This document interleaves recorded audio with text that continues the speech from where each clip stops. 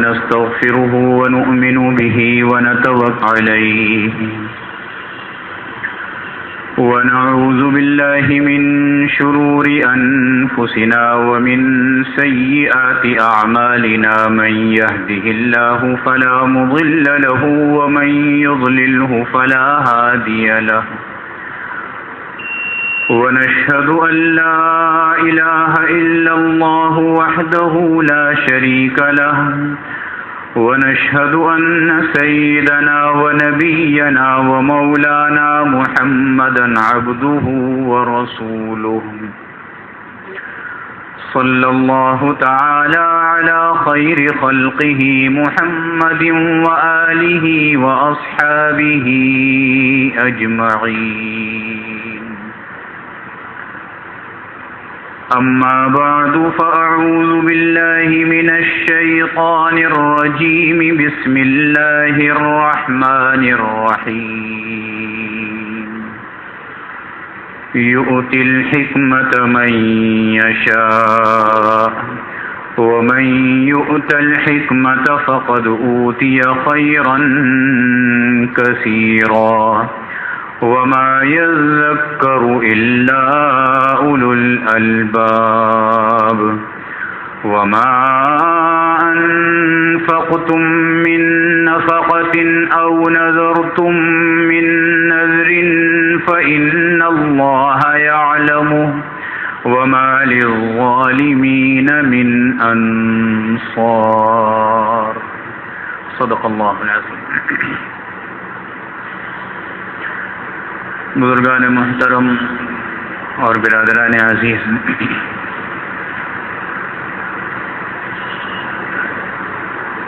ہمارے اسلامی سال کا 7واں مہینہ شروع ہو چکا ہے، جس کا نام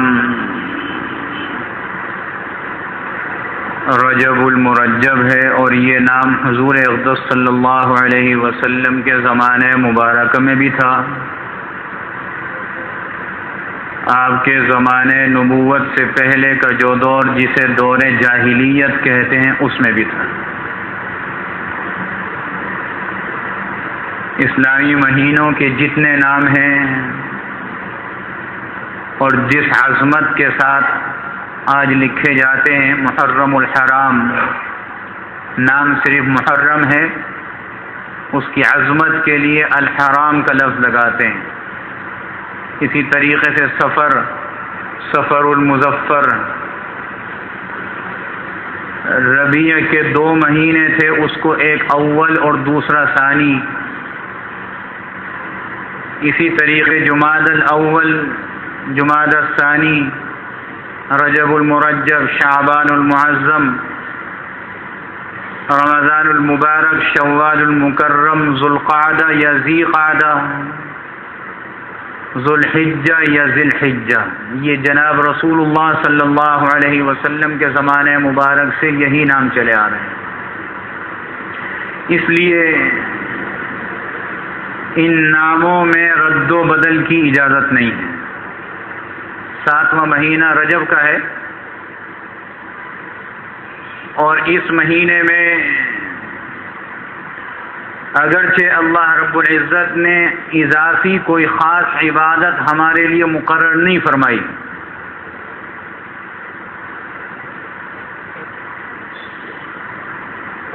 نہ اعمال کے لحاظ سے نہ مال کے لحاظ سے کوئی اضافی عبادت مقرر نہیں، لیکن حضور علیہ الصلاۃ والسلام جب یہ مہینہ آتا تھا، شروع ہوتا تھا، تو آپ دعا فرماتے تھے، اور یہ دعا عاشقوں کی دعا ہے، اللہم بارک لنا فی رجب و شعبان وبلغنا رمضان۔ جسے رمضان المبارک سے عشق کے درجے تک محبت ہوگی وہ یہ دعا کرے گا۔ جناب نبی کریم صلی اللہ علیہ وسلم نے امت کو تعلیم فرمائی، ہمیں چاہیے کہ ہم انفرادی طور پر اس دعا کو اپنی دعا میں شامل کر لیں اس مہینے میں۔ اللہم بارک لنا، اے اللہ ہمارے لیے برکتیں پیدا فرما، برکتیں بنا دے، کس میں بنا دے؟ فی رجب و شعبان، رجب اور شعبان کے مہینے کے اندر ہمیں برکتیں ہی برکتیں ہوں. وبلغنا رمضان، اور ہم رمضان کے مہینے تک پہنچ جائیں. یہ مطلب نہیں ہے کہ باقی مہینوں میں برکت نہ ہو، لیکن خصوصیت کے ساتھ آپ نے اس مہینے میں دعا فرمائی. نمبر 1. نمبر 2، جناب نبی کریم صلی اللہ علیہ وسلم کو اللہ نے ایک مقام وہ عطا فرمایا کہ جو آپ سے پہلے کسی نبی اور رسول کو عطا نہیں کیا گیا، وہ ہے معراج کا سفر. معراج کا سفر سیرتی کتابوں میں تفصیل موجود ہے. یہ کس مہینے میں ہوا، اس کی کوئی وضاحت نہیں آئی. بعض حضرات فرماتے ہیں کہ ربیع الاول کے مہینے میں ہوا، بعض فرماتے ہیں رمضان المبارک میں ہوا، بعض کسی اور مہینے میں. لیکن اکثریت کی رائے یہ ہے کہ رجب کے مہینے کی 27 تاریخ کو ہوا. لیکن اس رات کے ساتھ، اس دن کے ساتھ کوئی عبادت نہیں ہے کہ اللہ کے رسول نے کوئی عبادت مقرر فرمائی ہو، ایسا نہیں ہے. اس لیے کہ حضور علیہ الصلوۃ والسلام کو جب یہ سفر معراج ہوئی تو مدینہ منورہ ہجرت سے 1 یا 2 سال پہلے ہوئی، اور مدینہ منورہ ہجرت کے بعد آپ 10 سال حیات رہے. اس 10-12 سالوں میں آپ نے اس رات سے متعلق، اس دن سے متعلق کوئی بات ارشاد نہیں فرمائی. اور کیوں ارشاد نہیں فرمائی؟ معراج کے سفر میں اللہ رب العزت نے حضور اقدس صلی اللہ علیہ وسلم کو جو چیزیں دکھلائیں. ایک تو یہ سفر بہت مختصر وقت میں ہوا، رات کے اس حصے میں ہوا کہ آپ کو مکہ مکرمہ سے بیت المقدس سے 7 آسمان، سدرۃ المنتہا، عرش معلیٰ تک لے گئے. اللہ نے ہم کلامی فرمائی، کچھ چیزیں عطا فرمائیں، اور راستے میں جبریل امین کے ذریعے سے کچھ چیزیں دکھلائی گئیں، سیر و سیاحت کی. اور پھر وہ آپ کو مکہ مکرمہ میں جہاں سے لے کے گئے تھے اسی مکان میں واپس چھوڑ گئے. حدیث میں آتا ہے کہ جس طریقے سے آپ اپنا بستر مبارک گرم چھوڑ کے گئے تھے اسی طریقے سے گرم تھا. یہ نہیں ہے کہ مہینہ لگ گیا سفر میں، بہت دور کا سفر تھا، اس دنیا سے دوسری دنیا کا سفر تھا. لیکن اللہ رب العزت کے لیے سما جس میں مبارک کے ساتھ ہوا. یہ نہیں ہے کہ خواب دیکھ لیا. خواب دیکھنے میں کوئی ایسی بات نہیں ہے، خواب کوئی بھی دیکھ سکتا ہے. یہ مشرکین مکہ بھی جانتے تھے. حضور علیہ الصلوۃ والسلام جب صبح پوچھا ابو جہل نے، اس امت کا فرعون کہا گیا اسے کہ میری امت کا فرعون ابو جہل. ابو جہل نے مذاقاً پوچھا کیا؟ ہاں میاں صاحب بتلائیے کوئی چیز رات کو نہیں ہوئی ہو.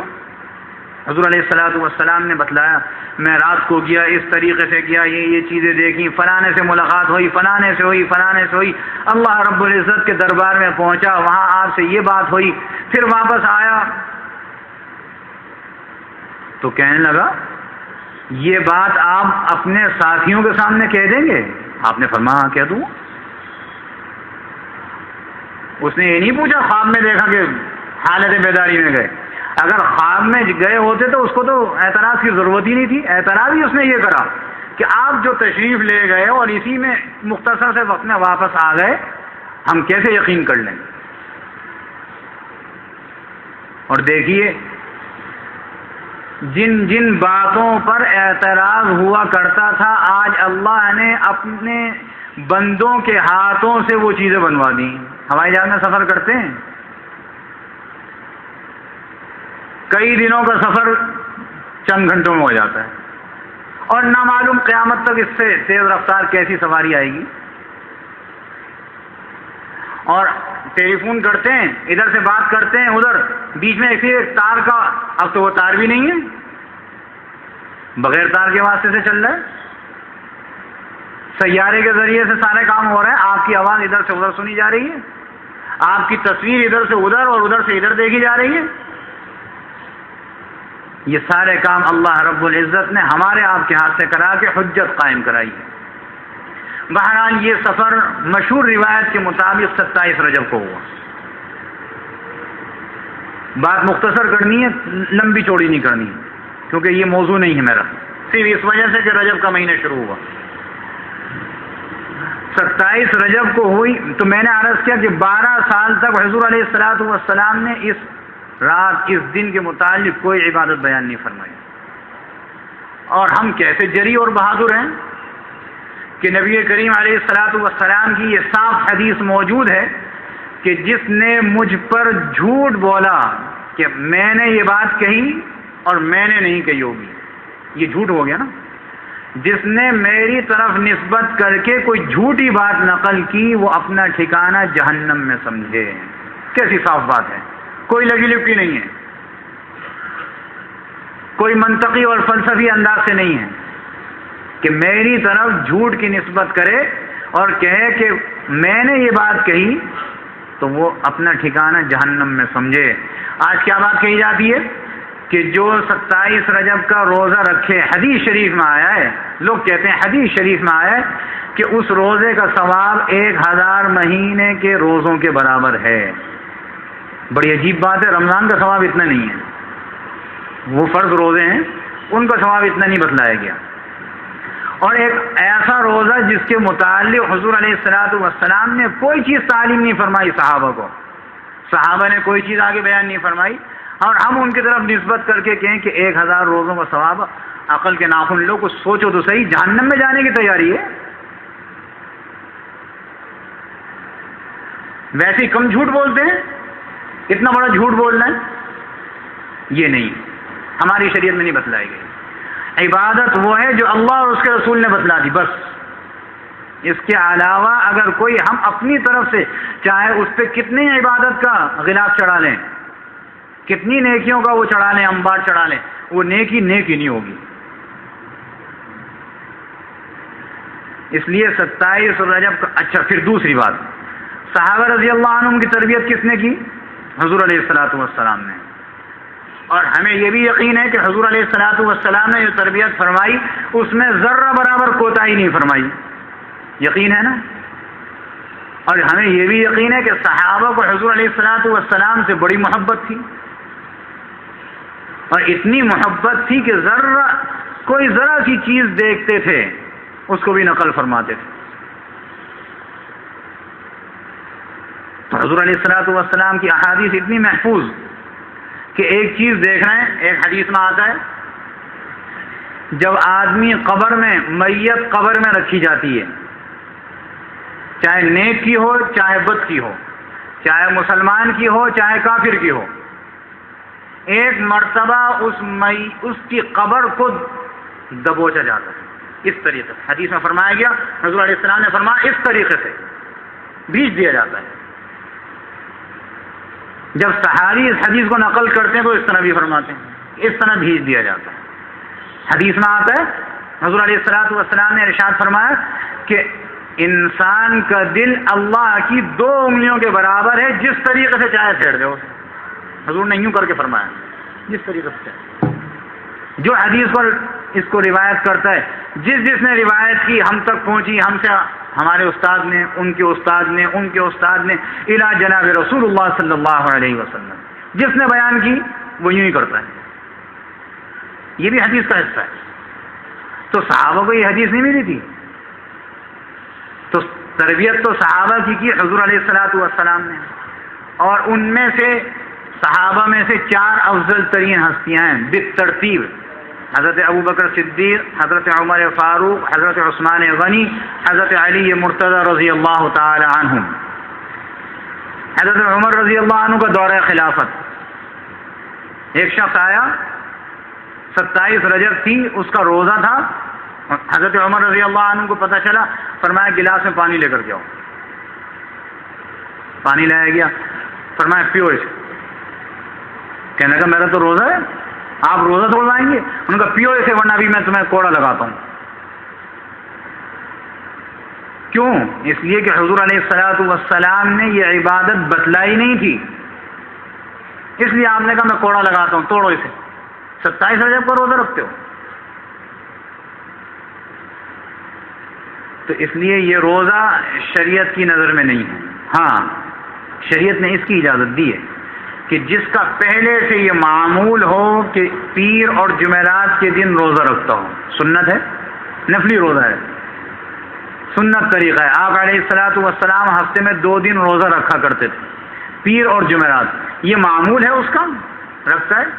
اب 27 رجب اگر پیر کی آ گئی یا جمعرات کی آ گئی اور وہ پیر کا یا جمعرات کا روزہ رکھتا ہے تو اجازت ہے، کوئی حرج کی بات نہیں.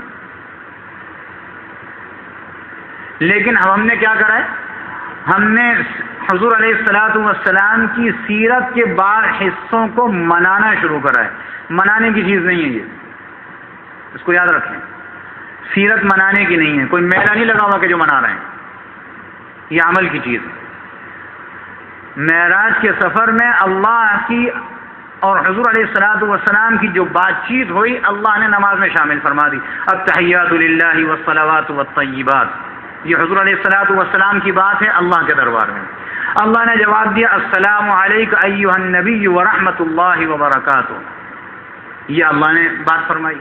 اس کے جواب میں حضور علیہ السلام نے فرمایا السلام علینا وعلی عباد اللہ الصالحین اشہد ان لا الہ الا اللہ واشہد ان محمدا عبدہ ورسولہ.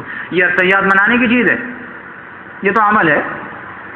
آپ نماز پڑھیں گے معراج خود بخود یاد ہے، نماز نہیں پڑھیں. اچھا جو چیز ہے اس کو نہیں، اس کی طرف نہیں جاتے. مثال کے طور پر عرض کروں، آخری بات، معراج کے سفر میں حضور علیہ الصلوۃ والسلام کو کئی چیزیں دکھلائی گئیں، بہت سارے گناہوں کی مثالی صورتیں دکھلائی گئیں. لوگ حجت کرتے ہیں. ابھی 15-20 دن ہوئے ایک ٹیلی فون آیا میرے پاس، کسی بینک میں ہوں گے وہ. ایک تو آداب نہیں ہے، مجھ سے پوچھیں آپ کون صاحب بول رہے ہیں، میں کیوں بتلاؤں کون صاحب بول رہا ہوں، تم بتاؤ تمہیں کس سے بات کرنی ہے، بڑے پڑھے لکھے ہو، مجھ سے پوچھ رہے ہیں.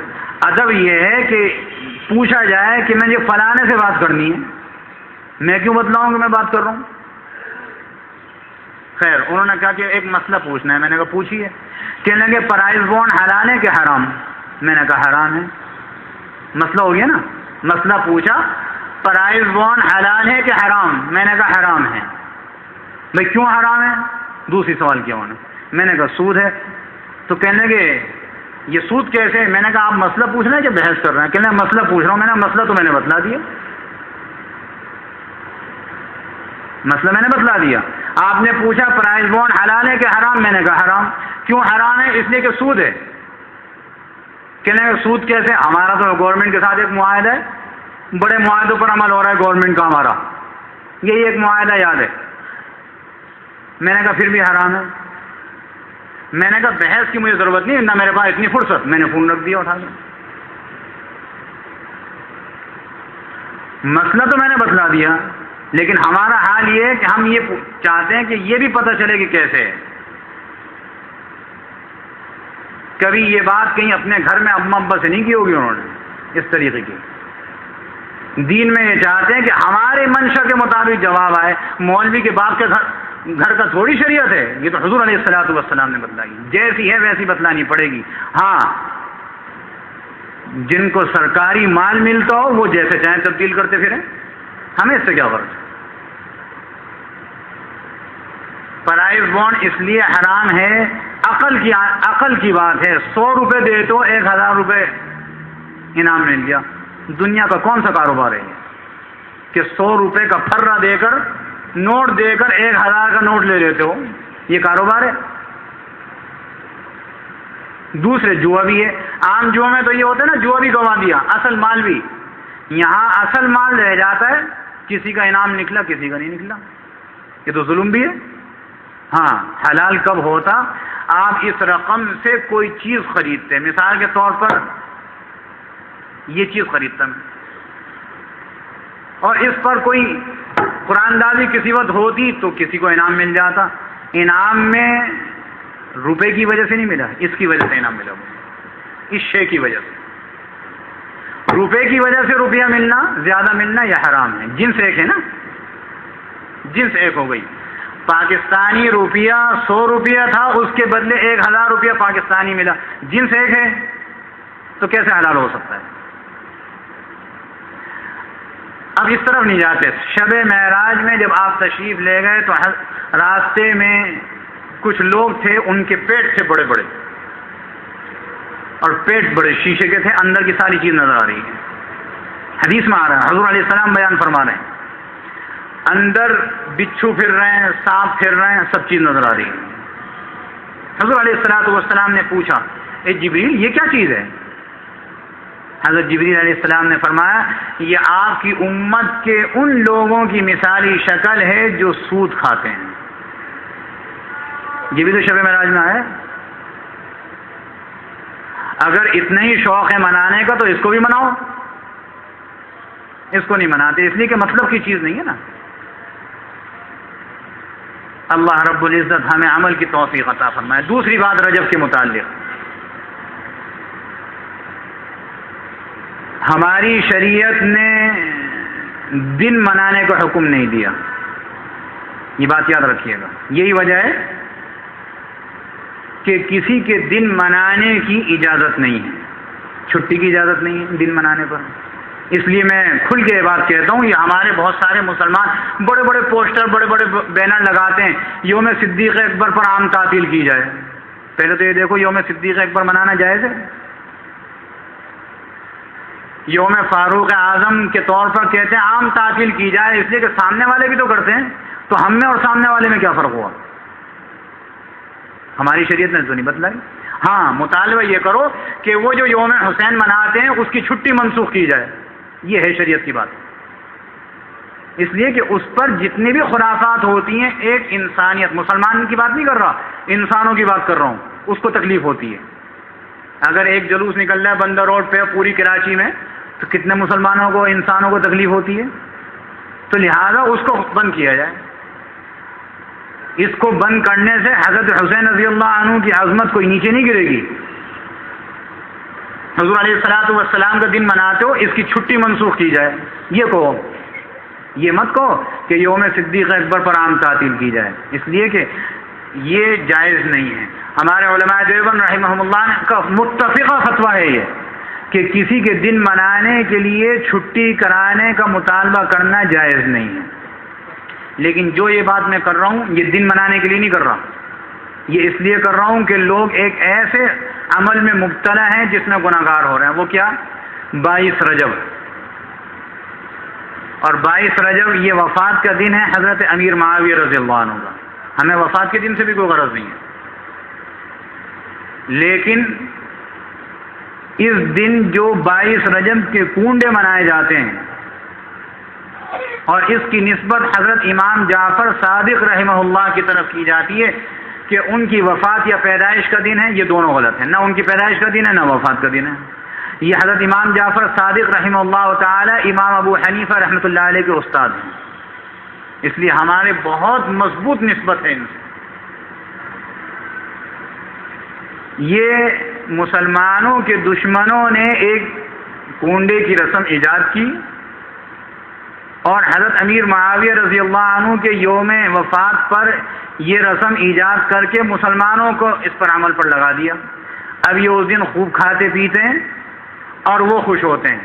ہمارے کسی فعل اور عمل سے دشمن خوش ہو، شریعت نے اس کی اجازت نہیں دی. اور یہ عمل چونکہ ہمارے زمانے کا ہے، حضور علیہ السلام کے زمانے سے، صحابہ کے دور سے نہیں ہے، اس لیے ناجائز اور حرام ہے. اگر کوئی کرتا تھا اب بھی کرتا ہے تو توبہ کر لے، اور اگر پچھلا کیا ہے اس پر استغفار کرے، آئندہ نہ کرنے کا عہد کرے. کسی صحابی کی وفات پر خوشی منانے کی اجازت نہیں ہے. حضرت امیر معاویہ رضی اللہ عنہ کی بڑی شان ہے، حضور علیہ السلام کے رشتے میں صالح ہوتے ہیں، تو پھر اس کا مطلب ہے حضور علیہ السلام کے گھر والوں میں سے کسی ایک کی وفات پر خوشی مناتے ہو، یہ بھی جائز نہیں.